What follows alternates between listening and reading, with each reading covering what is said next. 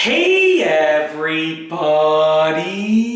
I'm here today to tell you about the easiest way to fix a frozen cell phone. This will be a super easy tutorial, so let's get right into the video. If your cell phone is frozen, whether it's an iPhone, an Android phone, or any other type of cell phone, this method might work for you. I'm going to tell you my story really quickly, and then I'll tell you about the method. I promise the story part will be fast. So my cell phone was frozen and I really didn't have a lot of time, so I started searching for the fastest way to fix a frozen cell phone. And what I found was a method that I didn't think would work, but it actually worked. Okay, so it did work for me, and I'm assuming that it's going to work for more people, because the more research that I did, the more that I found out there were a lot of people that it worked for. All that you need is your phone charger. That's right, you just need your phone charger. So what you want to do, if your cell phone is frozen, plug your charger into the wall, then take the other end and plug it into the phone.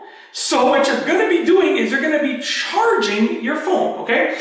Now, this does a few things. I don't know technologically what this does for the phone. I don't know what it does internally in the phone. But I do know that I did this, and about 30 seconds later, magically my phone was unfrozen. It started working again.